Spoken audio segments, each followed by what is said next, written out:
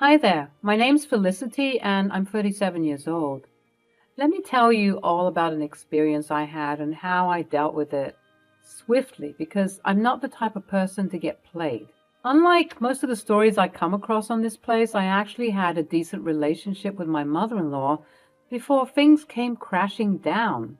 Yep, shocking, I know. Things were always great between us. Our relationship was as smooth as silk. Our relationship was filled with warmth, affection, and mutual respect. And as for my husband, Frank, well, he was the love of my life, my partner in crime, and my best friend. Everything appeared to be picture perfect in my eyes, at least. And this isn't me being a delusional or missing any red flags. Sure, we'd have our arguments here and there like any other normal family, but in the end, all was well, and there was no indication that there was an issue of any kind. So I'm sure you can imagine just how shocked I was when this crazy story took place. Maybe someone can help me decipher what exactly the problem was, because to this day, I truly don't know. Let me tell you what went down and why I decided to take revenge on my husband and my mother-in-law for the stunt they pulled on me. You see, I had planned something special for our family. It was originally meant to be a vacation for me and my husband, but I thought about Tiana and how she'd been widowed for quite some time now, 4 years, and how lonely she must have been. I said, why not? And decided to include her in the vacation plans. This would be a trip that I mainly sponsored, with me covering the accommodation, meals and activities, and my husband and Tiana paying for whatever else they saw fit. But essentially, I was covering everything. I wanted to treat Tiana and Frank to a once-in-a-lifetime vacation in Spain. Oh, the thought of strolling through the vibrant streets of Barcelona, indulging in mouth-watering tapas and basking in the Mediterranean sunshine filled my heart with joy. I thought it would be a wonderful opportunity to create lasting memories and deepen the bond between us. And when I presented them with the idea, they thought so too. I meticulously planned every detail of the trip, from the charming boutique hotel overlooking the stunning coastline to the exhilarating flamenco dance performance we would attend together. The excitement was palpable, and I couldn't wait to surprise Tiana and Frank with this grand adventure. Little did I know that the events that awaited me would shake the very foundation of my trust and shatter the illusion of our perfect little bubble. I was about to embark on a journey that would forever change my perception of family, loyalty, and the depths of human deception. But let's not get ahead of ourselves, my dear readers. Allow me to take you back to that fateful day, the day our dreams of Spain were still brimming with hope and promise. I stood in the living room, clutching the plane tickets tightly in my hands, a smile stretching across my face. Frank, Tiana, gather round. I have a surprise for both of you. They exchanged puzzled glances, curiosity etched on their faces. Tiana, with her wise eyes that seemed to hold centuries of wisdom, tilted her head ever so slightly. What's all this excitement about, my dear? With a flourish, I revealed the tickets and shared my plans for the Spanish adventure that awaited us. I watched their expressions closely, hoping to see joy and gratitude reflected in their eyes. Frank's face lit up, his eyes sparkling with anticipation. Felicity, you truly are something else. I can't wait for this incredible trip. Tiana, on the other hand, wore a softer smile, her gaze meeting mine. Oh, my sweet Felicity, you've truly outdone yourself. This is a gift beyond measure. I'm deeply touched. At that moment, my heart swelled with pride and contentment. Their reactions validated the love and effort I had poured into this surprise. I had thought that this vacation would be the glue that bound us even tighter, that it would create unforgettable memories and strengthen the ties that already seemed unbreakable. But, as you might have already suspected, this tale takes a treacherous turn. Beneath the surface of our seemingly idyllic relationship, an intricate net of deceit and betrayal lay in wait, ready to ensnare us all. And when the truth unraveled, it would test the limits of forgiveness and challenge the very essence of family bonds. As planned, we boarded a plane and set off for our 2-week adventure. The anticipation was palpable as we immersed ourselves in the vibrant streets and rich tapestry of Spanish culture. For the first week, everything seemed to be going according to plan. We savored the flavors of paella, wandering through historic landmarks, and danced the night away to the infectious rhythms of flamenco. Laughter and joy filled the air, and I basked in the belief that our bond was unbreakable. However, little did I know that a storm was brewing on the horizon, waiting to unleash its fury upon my unsuspecting heart. It was on a fateful Monday morning, and as the sun bathed the city in its golden hues, that I woke up to find an empty hotel room. Confusion and a growing sense of unease gripped my heart. Frantically, I reached for the phone, dialing both my husband's and Tiana's numbers, hoping for an explanation. I mean, it was crazy. They just poofed into thin air. But to my dismay, their phones remained silent, their voices absent. Fear began to claw at the edges of my mind as I searched for the empty room for any sign of their presence. There were no notes, no bags, no traces of disturbances or struggle, just an unsettling silence that hung heavy in the air. It looked like I had booked this family unit all to myself. As the minutes turned into an eternity, questions flooded my mind. Had they lost their way? Had they been taken against their will? But the absence of any evidence ruled out these possibilities. A chill ran down my spine as I reluctantly accepted the truth. I was left alone in a foreign land. Just as despair threatened to consume me, a glimmer of hope pierced through the darkness. My phone buzzed, signaling an incoming call. It was Tiana. Relief washed over me, mingled with confusion and a deep sense of hurt. How could she leave without a word? With trepidation, I answered the call, my voice filled with a mix of concern and disbelief. Tiana, where are you? What happened? Tiana's voice, tinged with a strange mix of resignation and frustration, reached my ears, but she didn't sound like the same old sweet lady that I always loved. No, her voice sounded a bit colder. Felicity, I thought that I should at least call you back since you were blowing up my phone with your incessant calls. Oh, I'm sorry for disturbing you. I was just wondering where you two went. Your bags aren't here. I was just concerned that something bad had happened. Then she said these next words with so much indifference that they shook me to the core. We left you. But why? What happened? I'm sorry, I couldn't bear to spend another week in your company, so I had to leave. What are you talking about? Did I do something wrong? Yes, I mean, how could you be so dense? Dense? Excuse me? You sprung up this trip on me, practically forcing me to go with you, and I just couldn't remain disingenuous any longer. Let me spell it out clearly for you, Felicity. I don't enjoy your company.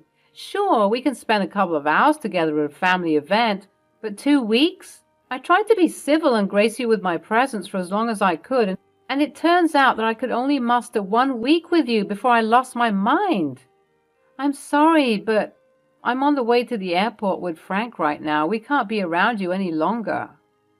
Shock reverberated through my core. The revelation struck me like a bolt of lightning, unraveling the threads of trust I had so naively woven. How could our bond, seemingly unbreakable, crumble beneath the weight of unspoken grievances? Questions flooded my mind as I grappled with this harsh reality. What had I done wrong? What exactly did I do to deserve such harshness? How did things escalate to this point? Was there no chance for reconciliation? Confusion and heartache intertwined within me, the pain of betrayal seeping deep into my soul. Well, I didn't know that you felt this way, Tiana, honestly. And you had no reason to. I always led you to assume that things were fine and dandy between us. Then why not bring that up? Why not sit me down so that we could hash out whatever problem there was between us? Because if I'm being honest, I still don't know what I've done to wrong you. Well, that's the thing.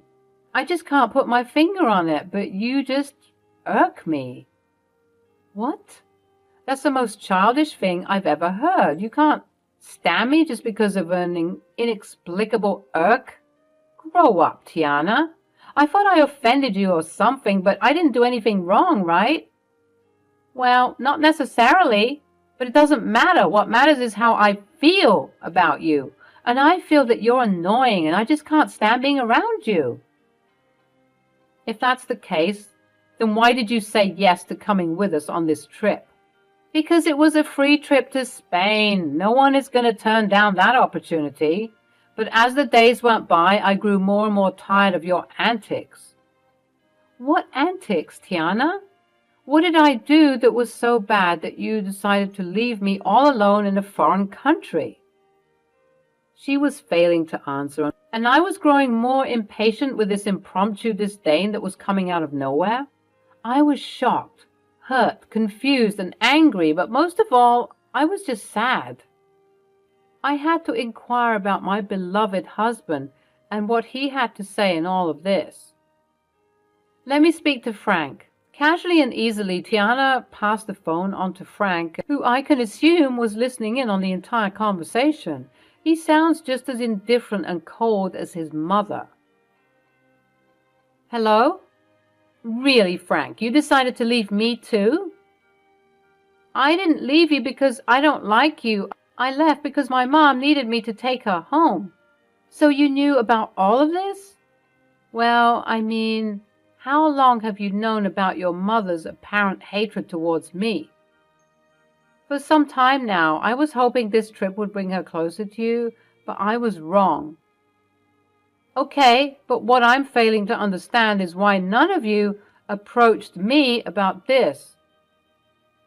We're all adults, aren't we? Meaning if there's an issue, we solve it. It's not like we haven't had arguments in the past, no. We sat down and we solved these arguments. What's different about this time? Frank was failing to answer, just like his mother moments ago.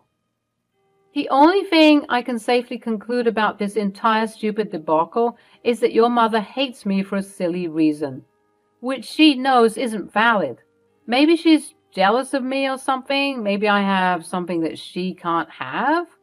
And she knows that she can't speak up about it without sounding foolish. So she's beating around the bush as to what exactly the problem is. Am I correct in assuming that? I took their resounding silence as a big fat yes. Well, I can say that I'm honestly shocked. I didn't know that you two felt this way about me. I hope you have a safe flight back home. I cut the call. Pacing around the hotel room, still trying to wrap my head around what exactly the issue was, I began to sob, wondering if what I did to deserve this treatment. But 37 years on this planet has taught me that sometimes people will hate on you for seemingly no good reason. They're jealous or bitter because they see you at peace with yourself, and that makes them enraged because they are struggling with their self-worth. I'm sure I'm not the only one who's experienced this, but if I'm being honest, the last people I expected this behavior from were my own family. After sobbing for some time, I had an epiphany. Let me take you back to that fateful moment when I decided to take control of my destiny and seek vengeance against these two who had wronged me for no good reason. It was a pivotal moment that would forever change the course of my life. As I wiped away my tears, a newfound determination welled up within me. I refused to waste any more of my precious emotions on their pathetic actions. No, it was time to show them that they could not trample over my heart and get away with it. With my trembling fingers, I dialed the number of my childhood friend, Arlo. We had been through thick and thin together, and I knew I could trust him with my darkest secrets. After pouring out my heart to him and explaining the painful betrayal I had experienced in Spain, I cautiously asked if he could assist me in my quest for justice.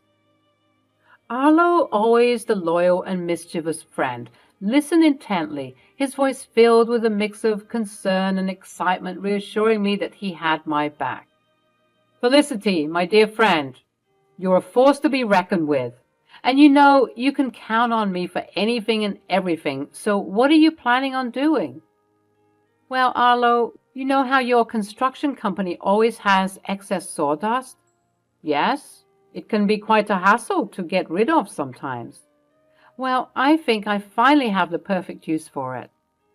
His curiosity was piqued, and my plan tumbled out like a carefully created script, describing how we would orchestrate the ultimate act of retaliation. My plan involved delivering bags of sawdust to Tiana's house, infiltrating every corner and crevice, and leaving an indelible mark of chaos and betrayal. Arlo couldn't help but smile at the brilliance of my idea. It was a subtle yet impactful way to remind Tiana of the stress she had just now unleashed upon my life. Armed with Arlo's expertise and my newfound determination, we set our plan into motion. But how will we get inside the house before they arrive back home? You need to get the spare key hidden under the potted plant that's on the patio. Then you'll be in. Wow, you thought of everything, huh? I'm not the one to be played with. I think I'm a reasonable woman, but if they want to go lower and act childish, then I'll go even lower. Atta girl. As the hours ticked by, anticipation swirled within me. Arlo had assured me that the mission was complete, and soon I would waitress the fallout of our carefully orchestrated chaos. And then, like a sweet melody in my ear, my phone chimed, indicating a message from Arlo. I eagerly opened the pictures he had sent, and there it was, a sight to behold. Tiana's once pristine home now resembled a post-apocalyptic wasteland, drowned in a sea of sawdust. Every nook and cranny had been touched by our mischievous hands. It was a scene straight out of a surrealistic painting, an embodiment of the chaos that had unfolded in our lives.